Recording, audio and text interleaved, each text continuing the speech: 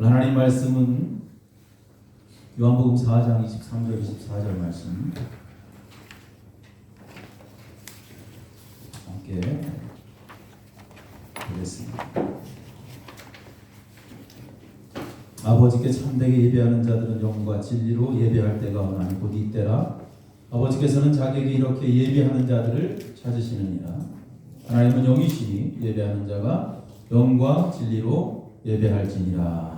아멘. 예배하는 자를 찾으시는 하나님. 어떠한 자를 찾으세요? 예배하는 자를 찾으시는 하나님. 사명과 수명이라는 말이 있습니다. 사명, 수명. 얼핏 들으면 그 말이 그 말 같지만 아주 큰 차이가 있어요. 사명과 수명.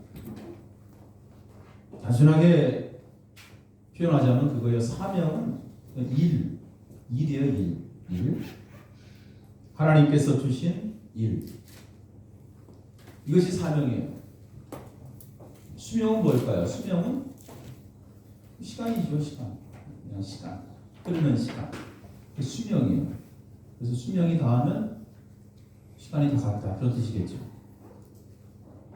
하나님께서는 우리들에게 수명만 주지 않았어요. 사명과 더불어 수명을 주십니다. 자, 근데 중요한 것은 사명이 끝나면 사실 수명도 끝난 거예요. 오프기 꺼주실래요? 앞에 너무 더운데. 여러분 추우세요? 워낙 단열이 잘 돼서 누가 공세했는지 참 쉽지 않아서. 사명이 끝나면 수명이 끝난 거예요. 수명만은 존재할 수 없는 거예요. 그래서 사명 없이 그냥 수명만 연장하는 것은 무의미하다.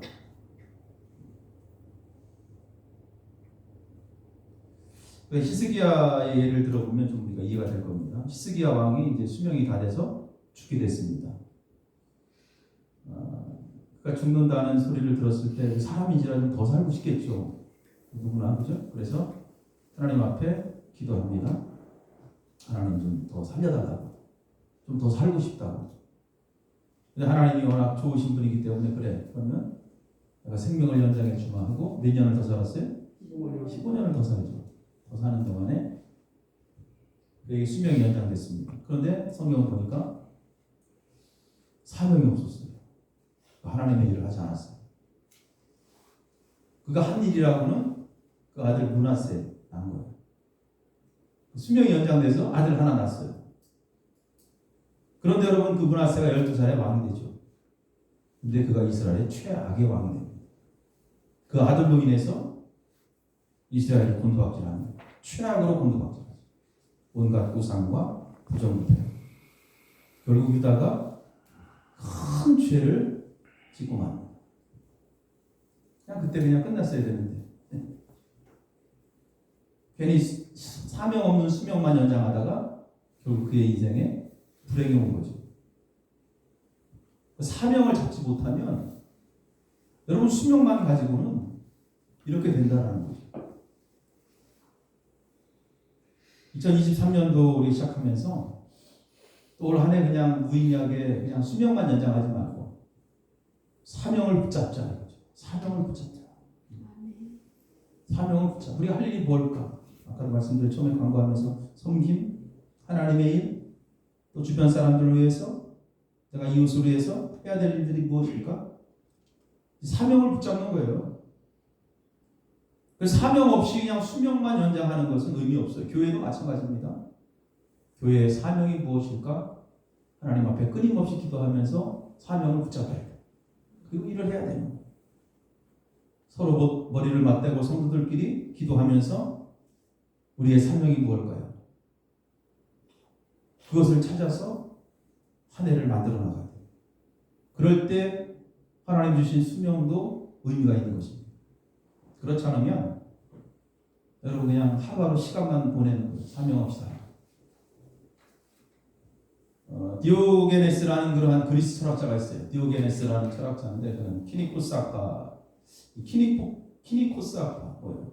말은 거창하지만 거지같이 살자 그거예요. 세상을 한마디로 얘기하면 그런 것을 주장하는 학파인데 아무것도 필요하지 않고 내가 가진 것 없이 살아가는 게 하나님의 뜻이고 또 필요한 것이 적을수록 세상에서 많은 것을 갖지 말고 필요한 것이 적을수록 더 자유로운 인간이고 그러한 사람들이 하나님께 가까운 하나님 신에게 가까운 자유로운 인간이다라고 주장하는 그런 학파가 키니코스 학파인데 요즘 뭐 많은 사람들이 그 찾긴 찾아요. 보니까 작은 집, 뭐 미니멀 이야기하죠. 그리고 이미 뭐 그때 나온 것 같아요. 벌써 키니코스 학파. 그래서 거지같이 살아가는 거예요. 그 당시 대단한 철학자임에도 불구하고 오늘날 거지같이 살아가는데 거지같이 이제 또 햇빛을 쐬죠. 일광욕을 하고 있어요. 누워가지고 일광욕 하는데 당시 알렉산드로스라는 왕이 찾아오죠. 찾아와서 이야기합니다. 뭐 필요한 거 있으면 이야기하라고 내가 다 들어줄 테니까 당시 왕이니까 들어줄 테니까 뭐냐고 물어봤더니 난 아무것도 필요 없습니다. 햇빛 가리지 말고 저리 비키십시오. 그 왕에게 나 일광욕 하고 있는데 저기 가장 필요한 게 지금 일광욕인데 왜 이걸 가리고 있냐. 왕이 가리고 있잖아요. 왕에게 아주 담대하게 그렇게 얘기했죠. 그래서 아주 그런 유명한 일화가 있습니다. 그가 한낮에 이제 대낮에 등불을 켜고 다니기 시작합니다. 불을 켜고 다니는 거예요. 사람들이 저 사람 정신 나간 사람 아니에요. 어느 한 청년이 물었어요. 선생님, 이렇게 대낮에 불을 켜고 다니는 게 안 켜고 다녀도 잘 보이는데 왜 이렇게 불을 켜고 다닙니까? 그랬더니 이 디오게네스가 하는 말이 사람을 찾습니다. 사람을 찾습니다. 라고 이야기했어요. 그랬더니 청년이 이렇게 사람들이 많은데 무슨 사람을 찾냐고. 디오게네스가 얘기합니다. 진실한 사람을 찾습니다. 진실한 사람을 찾습니다. 정말 성실한 사람을 찾습니다. 이렇게 말했어요. 진실한 사람, 성실한 사람, 정말 신실한 사람. 이 시대도 우리가 등불을 켜어 다닌다. 이렇게 살아가는 사람 많지 않아요. 보니까 진실하게 살아가고 오늘도 정직하게 살아가고 솔직하게 살아가면 도리어 세상에서 바보가 되는 그런 세상이잖아요. 마치 그런 것 같아요. 요즘 세상 가만히 보면 코 두 개 있는 사람이 정상인 세상 같아요. 코 하나가 있으면 바보가 되는 세상. 거짓말하지 않고 정말 진실하게 살아가면 왠지 모르게 손해보고 나만 괜히 그렇게 멍청하게 사는 것 같은 그러한 세상이 돼가고 있다. 그 세상이 점점 말세가 되는 거예요. 악하고 성경의 말씀입니다. 악한 마귀들은 더 기승을 부리고 악한 마귀의 본질인 거짓말, 그죠? 거짓말들이 통하는 세상. 그만큼 영적으로 혼탁한 세상이죠. 그때나 지금이나 다르지 않은 것 같아요. 지금도 마찬가지예요. 여러분 코 한 개가 정상이면 진실하게 살아가고 손해본다 할지라도 정직하게 살아가고 남들이 인정하지 않는다 해도 신실하게 살아가고 이게 정상이라는 거예요. 그럼 오늘날 교회는 어때요? 오늘날 교회 주님께서도 오늘 디오게네스처럼 사람을 찾는다. 성경은 사람을 찾아요. 어떤 사람을 찾아요? 예배하는 사람을 찾아요. 하나님 앞에 예배하는 사람을 찾아요. 하나님 다 예배 드리는데 자, 오늘 말씀을 통해서 한번 잘 생각해 보시죠. 여러분 하나님이 찾는 사람은 뭐예요? 오늘 세상에서 잘생기고 와서 잘생겨도 돼. 머리 빠져서 이제 잘생겼다는 거 어디서 못해서 옛날에 잘생겼다는 많이 틀렸는데 똑똑하고 돈 많고 능력 있는 사람 하나님 찾는다? 물론 그런 사람들도 하나님께서 뭐 귀하게 보시겠지만 하나님이 정말 찾는 사람은 예배하는 사람입니다. 예배하는 사람을 찾는다.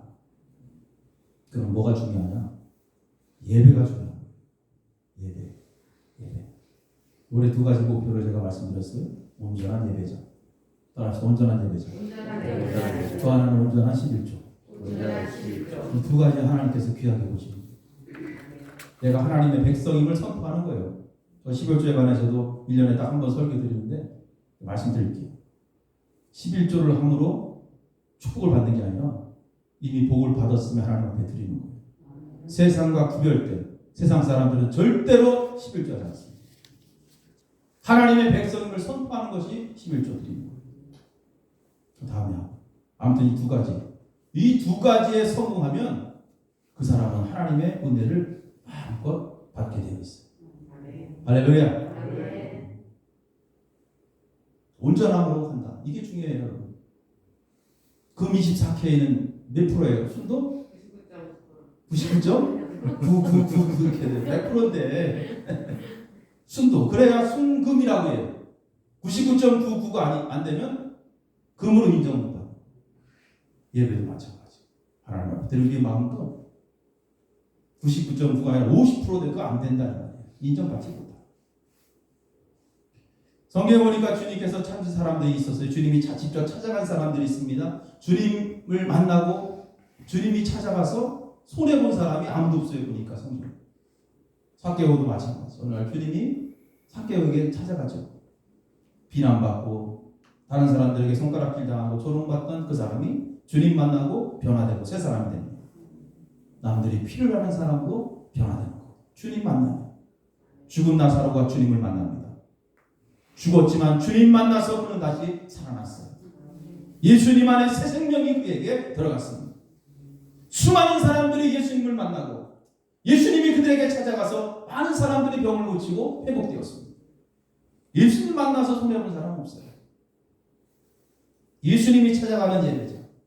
그래서 올 한 해 예배의 성공자가 돼서 주님이 찾는 그 한 사람이 돼서 반드시 하나님의 귀한 축복을 누릴 수 있는 여러분 되기를 다시 한번 부탁을 드립니다. 그렇다면 예배가 뭘까? 예배가 뭐예요? 주일 1시간, 11시 예배 드린다이다. 그래 11시 가자. 가서 찬송 부르고 기도하고 헌금하고 설교 듣고 그게 예배일까요? 오늘 우리가 요한복음 4장의 말씀 1절부터 보면 이 사마리아 여인과 예수님의 대화 이야기가 나옵니다.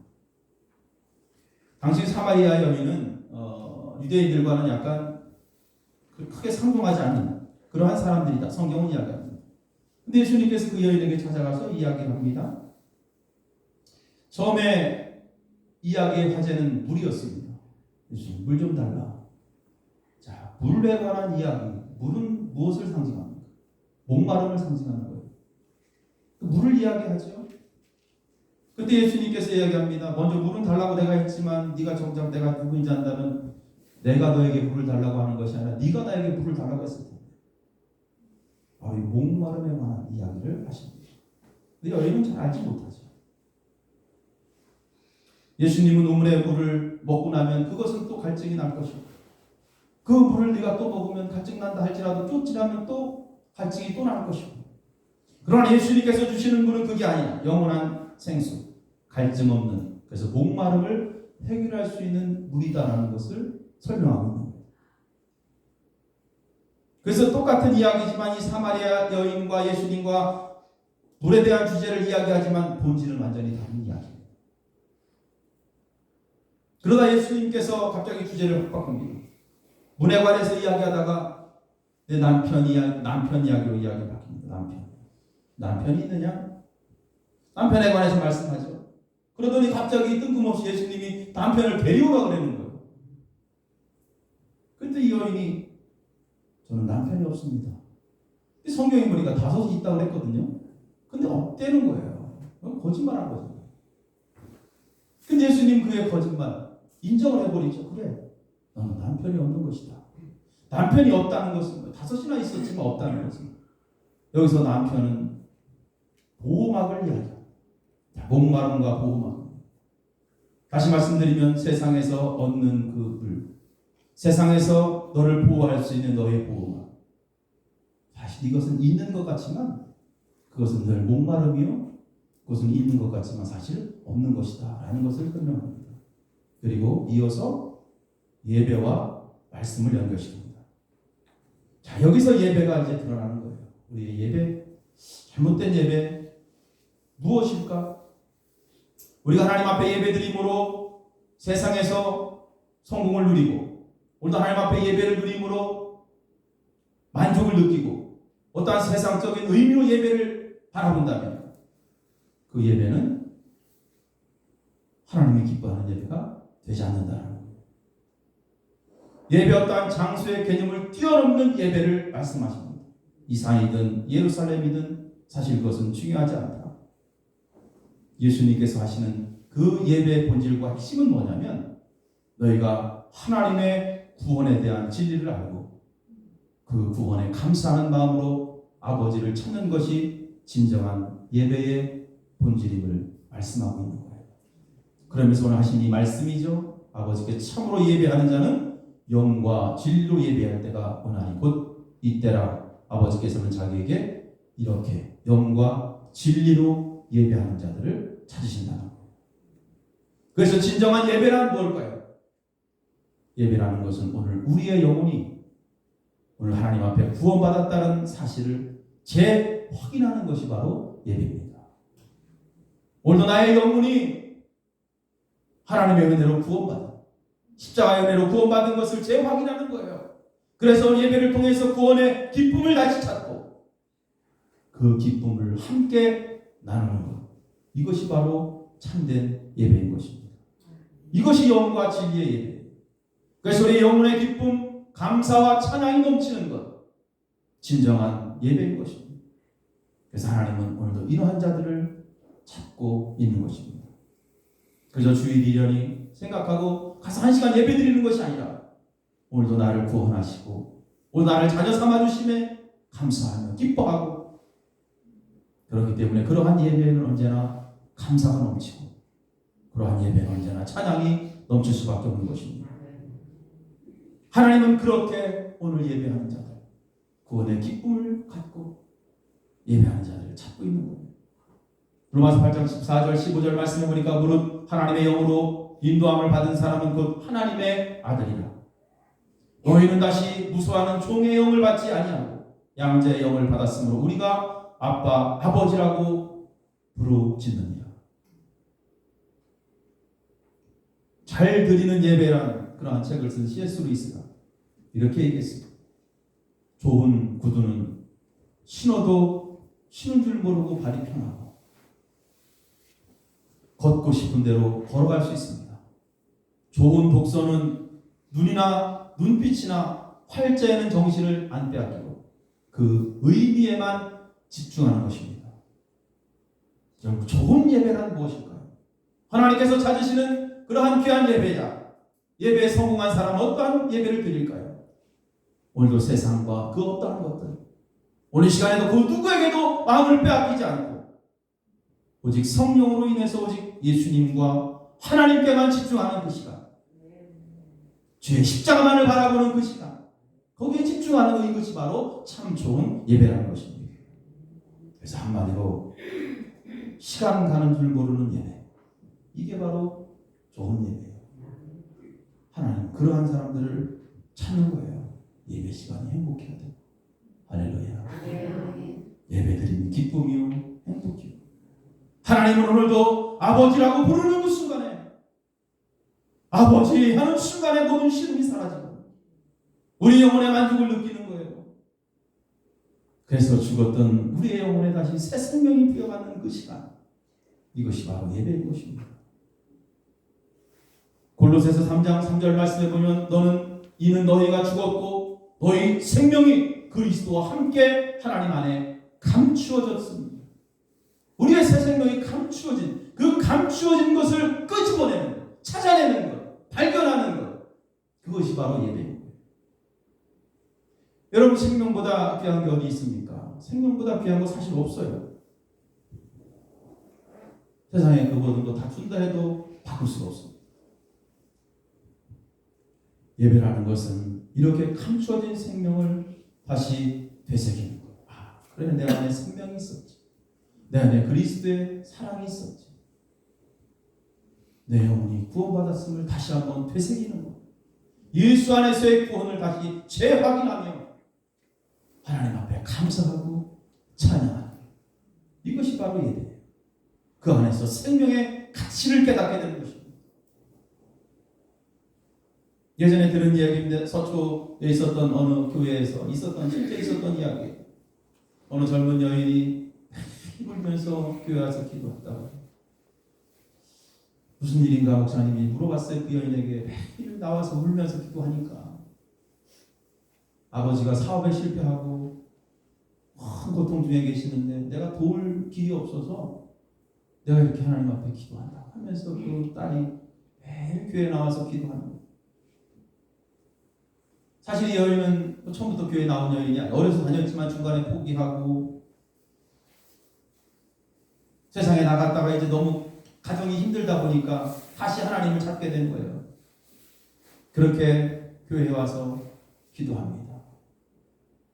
그런데 어느 날 주일날 그 여인의 아버지라는 분이 교회에 온 거야. 예배드리러 교회에 온 것입니다. 근데 그 아버지가 예배를 드리면 내내 눈물을 닦으면서 예배를 드리고 예배를 마치고 목사님이 그 여인의 아버지에게 물었어요. 그 하염없이 눈물을 흘리는 그 아버지. 사연은 그거죠. 내가 친구와 사업을 동업했는데 친구가 배신하고 내 돈을 다 빼돌리고 그냥 부도를 내버리고 도망갔다는 거예요. 그래서 수수는 그때 이 친구를 찾았어요. 어딘지 내가 찾아냈고 그래서 이제 오늘 주일 끝나고 내일 월요일날 사실 내가 내일 가서 그 친구를 죽여버리고 나도 죽겠다고 마음을 먹었다는 거죠. 근데 이제 마지막 딸의 소원이 교회 한번 가는 것이 소원이니까 그 친구 죽이러 가기 전에 한번 교회 가겠다 생각하고 이제 교회에 와서 하나님 앞에 예배를 드린 거예요. 그래서 죽기 전에 교회는 한번 가서 딸의 소원을 풀어주자 하고 생각하고 나와서 예배 드리면서 그렇게 예배 내내 하염없이 눈물을 흘린 것입니다. 그런데 여러분 예배를 드리는 그 내내 그 눈물이 나고 그 눈물을 닦으며 갑자기 그 친구를 죽이려고 했던 그 마음이 녹아내리기 시작하는 거예요. 그리고 알 수 없는 그 사랑이 그 마음 속에서 그 마음을 감싸기 시작합니다. 그 순간에 그렇게 죽이고 싶었던 그 친구의 미움과 원망이 눈 녹듯이 사라졌다는 것입니다. 그리고 그 예배를 통해서 다시 내가 그렇게 살지 말아야 되겠구나. 미워하지 말아야 되겠구나. 더 열심히 살아야 되겠다라는 그 마음을 먹고 그 목사님 앞에서 하염없이 고백하며 눈물을 흘렸다라는 그러한 이야기가 있습니다. 이 예배를 통해서 이 남자는 생명의 가치를 깨달은 것이고 감추어주었던 하나님 안에 감추어주었던 그 생명을 다시 되찾은 것입니다. 이처럼 예배라는 것은 생명을 살리는 능력이 있는 것입니다. 예배 우리가 하나님 앞에 잘 드리고 하나님 앞에 나아갈 때 예배를 통해서 가정이 회복된다는 놀라운 일이에요. 예배를 통해서 우리의 삶이 회복되는 그러한 일들이 벌어진다는 사실이죠. 그렇기 때문에 이 예배는 너무나 중요한 것입니다. 그래서 이러한 말이 있어요, 여러분. 내가 주일을 지킨 것이 아니라 주일이 나를 지킨다. 한번 해보세요. 시작. 앞에부터 해봐. 내가부터. 다 잊어버렸어? 설교 다시 해야겠네. 내가 주일을 지킨 것이 아니라 주일이 나를 지킨다. 우린 주일을 지키자고 우리 스스로 얘기하지만 그게 아니란 얘기예요. 우리가 하나님 앞에 주일을 지킴으로 그 지킴이 나를 지켜주는 거지. 내가 지키는 것이 아니라는 거예요. 하나님 앞에 예배하는 것. 제가 어제도 말씀드렸지만 하나님을 경외하고 하나님만 의지하는 삶을 다짐하면서 살아가는 것. 하나님은 이렇게 예배하는 자를 찾으시는 것입니다. 올 한 해 여러분 이제 매 순간순간마다 시간마다 이제 구원의 감격을 되새기며 하나님 앞에 나올 때마다 감사하십시오. 세상 것으로 인해서 영원히 목마를 것으로 인해서 감사하지 마시고 영원히 목마르지 않는 그러한 구원의 은총을 기억하면서 감사함으로 하나님 앞에 나오십시오. 하나님은 그러한 자들을 찾으시는 거예요. 그리고 그러한 자들에게 은혜를 부어주시고 우리는 그거잖아요. 오늘도 나 같은 죄인 나 같은 못난 인간 주님 살리시기 위해서 십자가를 지셨어요. 오늘도 그 십자가를 바라보는 순간 감격과 감사의 눈물이 흘러나올 수밖에 없는 세상으로 인해서 만족하지 못한다 할지라도 오늘 주님으로 인해서 만족하고 영혼의 그 만족이 구원과 기쁨으로 찬양으로 변화되는 그 순간순간들을 기억하면서 이제 내가 주님과 함께 영원히 살겠습니다 라는 고백을 한다면 여러분, 하나님은 그렇게 고백하는 자의 예배를 받아주실 줄로 믿습니다. 그래서 올 한 해 하나님이 찾으시는 자가 돼서 이제 하나님과 늘 동행함으로 승리하는 한 해 되시기를 주의 이름으로 간절히 축원합니다. 기도하시겠습니다.